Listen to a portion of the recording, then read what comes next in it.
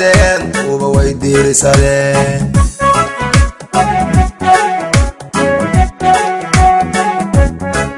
turkacali buro maalinka doorateen deeriskiyo degan uba way diirisadeen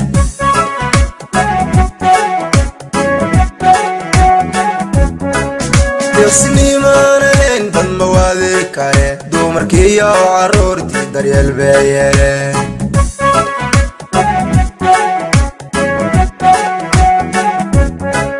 deeqsinimaanayn dad mawaadi kale dumarkiyo caruurtii daryeel bay yeeleen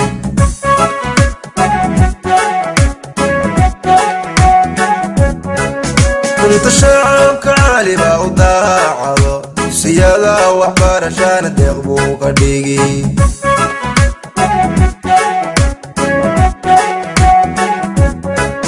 kunta shacabka cali baa u daacado dugsiyada waxbarashana deeq buu ka dhigi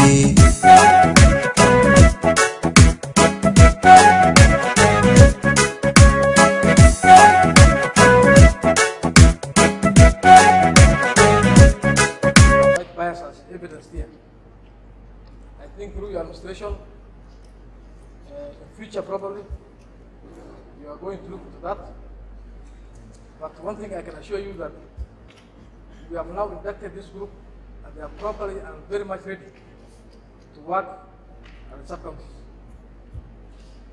I've also told them that they must be in their workstation, and I'm sure that one you're also going to elaborate as the leader of this county government. Otherwise, without much and without few remarks, the leaders who are here, distinguished guests, ladies and gentlemen, good morning.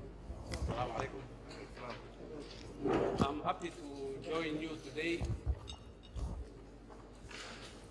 at the end of this training workshop or seminar, whatever it was, and interact with this team of administrators from the field.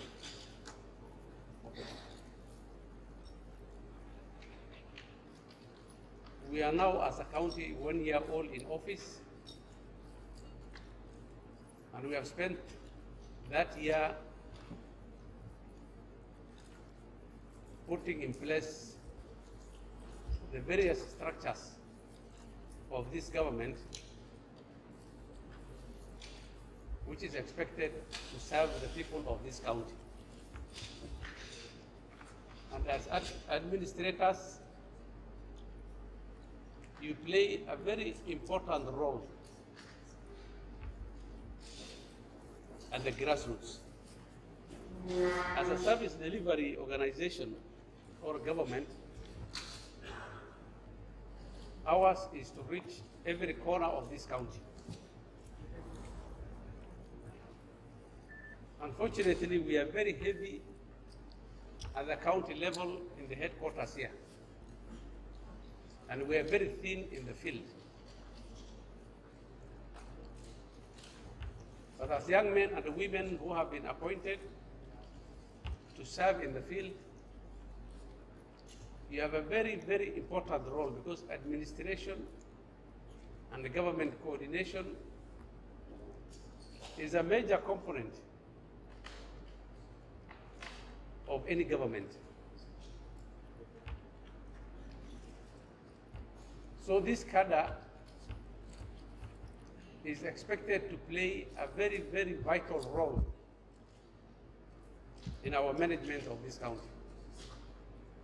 Unfortunately, as we laid the foundation for devolution in the last 5 or 6 years, I think this cadre of public servants have not been clearly informed what their role will be, what they're expected to do, how they're expected to be recruited, how they're expected to progress within the public service, and what their relationship with other departments and the headquarters is.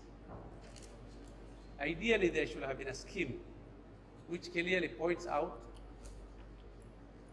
how do you become a ward administrator, what is the entry point, and what you need to basically have to qualify for that position. and how you progress from there. Unfortunately, what we did was to appoint this team and allow them to determine what they want to be.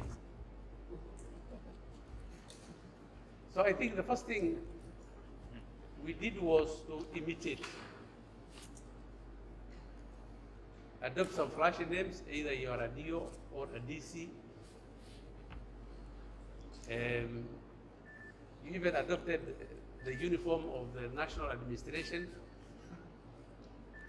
So I think this team went to engage in imitation. Because Somalia you wanted to be like the people you found in the field. But I want to assure you that our work is as different from those people as day is different from night. It's good that you have been informed that we have dropped the uniforms, because the uniform is a carryover from the colonial administration by what was previously called the provincial administration. And it has a very heavy control and security role in the public domain. And that's why they were given the uniform as a tool for intimidation and for forceful implementation of government policies. That's why the chiefs were very unpopular. And DCs were very powerful, whatever they were, and whatever they were considered to be. But for us, as a grassroots organization, we will have a very strong bias for development. So yours will be to supervise government projects at the grassroots. Your second role will be to coordinate. Once we have developed enough structures at the grassroots level, and various departments will have come to the field at the sub-counties and in the wards, then yours will be to coordinate and provide leadership for the public servants who will come to the field. And the number three role, which we have not yet folded out or taken to the field, will be one of peace building and cohesion. Maybe that is the closest you will get to the role of chiefs and the sub-county administrators from the national government. Because while they will have a strong bias and emphasis for security and the control of populations, ours will be to build peace and cohesion in the society. We will very soon take a bill to the Assembly so that we have an act which guides us on the structures needed to promote peace and cohesion, including elders committees in the field and in the wards and in the sub-counties, and the people who will work with you.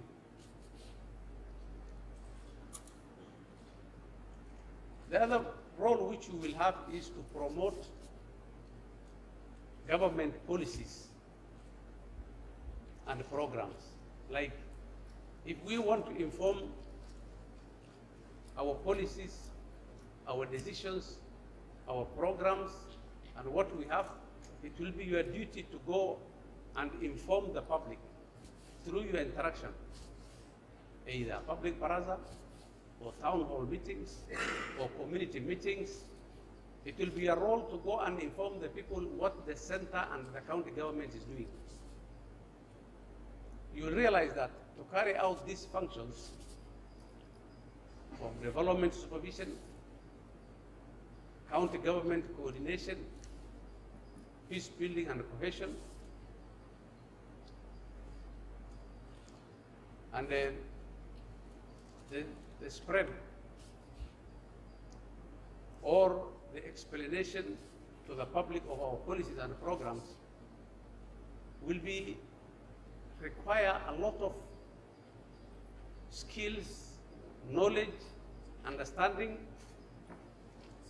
and expertise to do.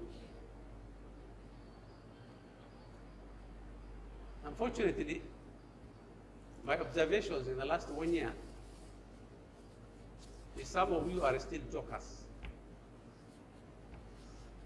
You have political hangovers. And above all, many of you are not present in your stations in the woods. I know enough infrastructure has not been built to make you comfortable in the woods, but that does not take away your role and the need for you to be present in the woods. So some of you will not be with us anyway. I don't think you can live without the comfort of Garissa town. You are married here, you are comfortable here, you tell your stories in the hotels. I think you're too comfortable here. I don't think you can go and do for us anything in the field. Most probably you will not be with us. Maybe we will allow you to go and do your storytelling and we will recruit others. But in order to support your work, we want to give you exposure. We will design training programs for you, both locally and wherever it can be found, so that you people have the necessary capacities to do the big roles which we expect you to do.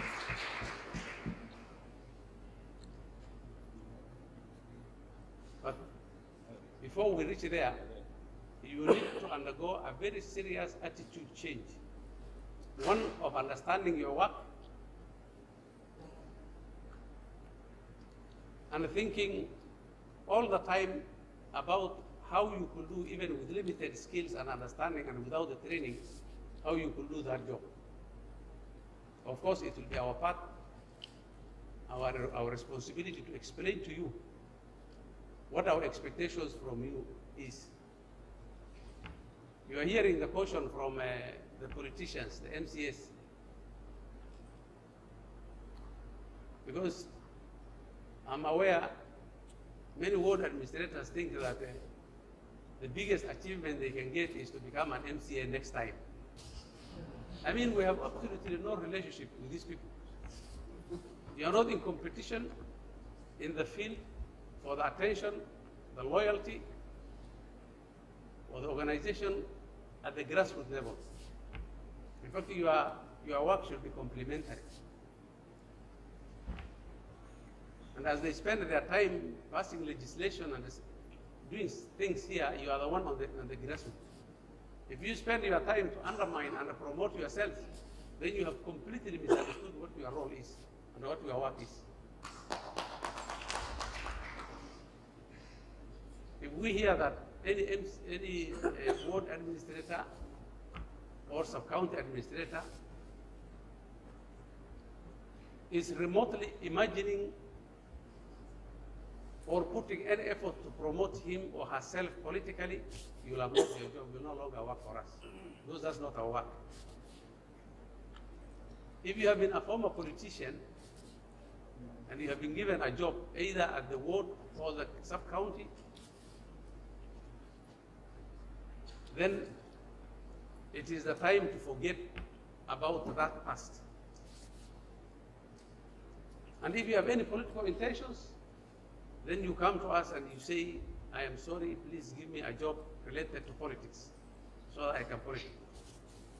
You should be more focused on how you could work for the government for the next 35 years. So we want complete separation from politics and our service to the public, because the minute you start fighting either MCS or MPs or senators or governors or whatever, the new people will have lost completely what your role is. And as important coordinators, as representatives of the governor in the grassroots, people can consider you as very powerful people. But sometimes they can be mistaken for me having planted you there to become my campaign manager or my MCA or what. I have not sent you for that job. I don't want to do any politics for me. I will know how to play my politics. Concentrate on your job, and we shall give you the capacity to do that job to the best of our ability and resources available. When it comes to our relationship with the national government has an important role. Of course, the Constitution had envisaged or imagined a situation where there will be no administration at the grassroots and everything will be devolved. Somehow the regional administration or the coordination role of the national government is still very strong in the field, with a strong bias for security. We need them to be there, let them do their job. It's good that the government is paying chiefs, sub-county administrators, sub-county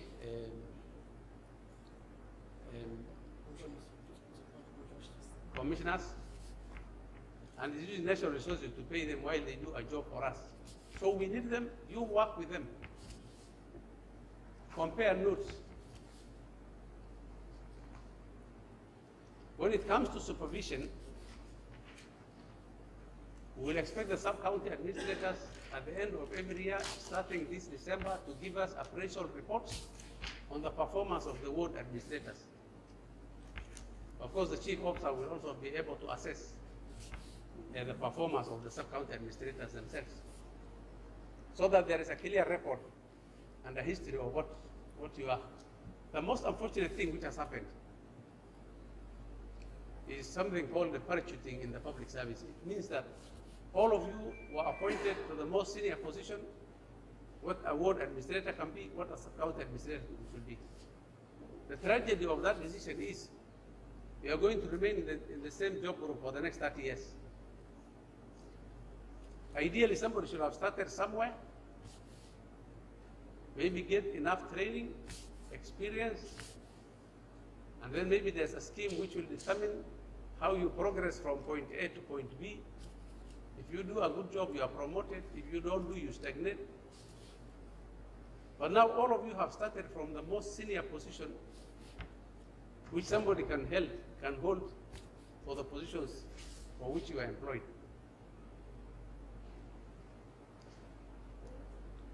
That on our part requires that maybe we create a scheme which will determine different levels of what an ward administrator can be. So maybe there can be a ward administrator at a certain grade, then a third grade, or a fourth grade. So there is an entry point and some progression along the way, so that when you reach the most senior position, you know that you have worked for it as different. That might mean that maybe we may need to move some of you to senior positions in the headquarters to create room to implement that scheme in future. But the appointment of somebody to the most senior position in a scheme, I think, can be a very frustrating thing, and which does not create enough motivation for somebody to work. And in the process, expect a reward through promotion. But let me assure you that we are ready to work with you, we are ready to work through you, we are ready to support you. But you must demonstrate hard work, efficiency, commitment, loyalty, and the service to our people at the grassroots. We will expect you to write reports every end of the month on the happenings in your wards and in your sub-counties, so that we can know what has happened, what is it that persists and continues to happen every time, especially if it's a negative thing. You need to bring recommendations to us on how to solve some of the persistent problems existing in the wards or in the sub-counties. But we will let you know these things through interaction in future, and we will encourage you to learn as much as you can over the time you are with us. With those few remarks, I want to thank you. I want to thank our partners for supporting us, because at all levels we appreciate what you have done for the counties, and without that capacity building, without that support, without that training, I'm very sure there will have been no opportunity for us to come together and get knowledge or get understanding of what our roles are. So we appreciate for the input and the contribution of the organization. We will continue to work with you. If you think that there is anything we need to do better on how we work with you and how we partner with you, we will be available. With those few remarks, I would like to declare this workshop officially closed, and thank you very much.